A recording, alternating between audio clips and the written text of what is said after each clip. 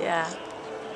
I have with me Liu Ruhong, who is the Amity Foundation Hi. staff for education. Yeah.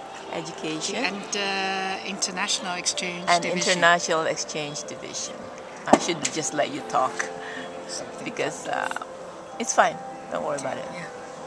So can we say that again? Can you introduce yourself? Okay. Yeah. I'm Ru Hong. Hi. Greetings from China, from in Mongolia. Currently, I'm traveling with Becky. Yeah. And we are now sitting in a big waiting room and waiting for another 3 hours for our train. So it's a pleasure that we are able to chat a little bit towards the camera, towards the people in GBGM. Yeah. My name is Ru Hong. Actually, I've been working for Amity since 1986 and focused on culture exchange programs all the time. Yeah. And I feel grateful for this opportunity because it gave me time to working with people sent by volunteer missionary people sent by GBGM. Yeah. And yeah. As in your position, Ruhong, you are in charge of a program called the Amity Teachers program. Yes. As well as many other programs, but Yes. let's focus on that particular one. Yes. Because this is an interest that the Board of Global Ministries has Yes. from the beginning. Yes. When the program started. Yes. So can you give us a little background Yes. of the Amity Teachers program, when it started and what was envisioned when it was started? Yeah, sure. Actually, Amity was set up in 1985, and Amity Teachers program was one of the two programs. Amity started working when it was first started. Yeah, when it was first set up.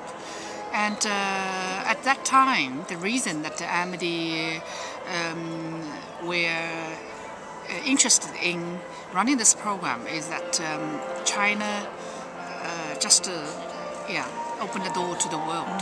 Yeah, and not that many people from overseas and have at that time had the chance to come to China. So Amity offered the opportunities, for the church people to come.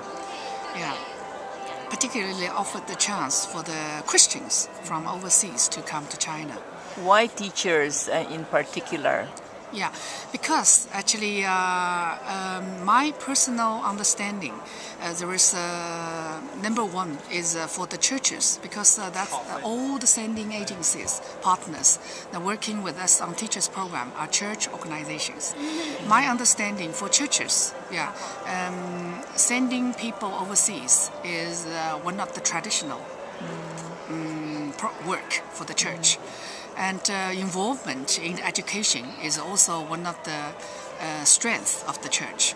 And that too, at that time, fit very well for the Chinese setting, because China needs the people from other culture, and China also needs the people who can help the Chinese with English.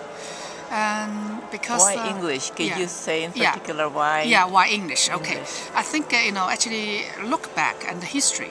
Yeah, particularly after 1949, China's have been strongly influenced by Soviet Union, and for the language, there were lots of Russian studies, and but after in the late 70s, and China opened the door to the world.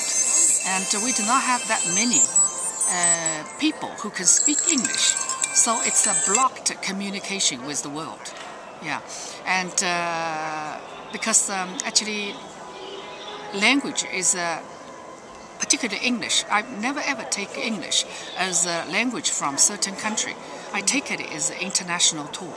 Yeah, for the global citizens that need to master with the language English, that you can move around easily. You can communicate easily with other people.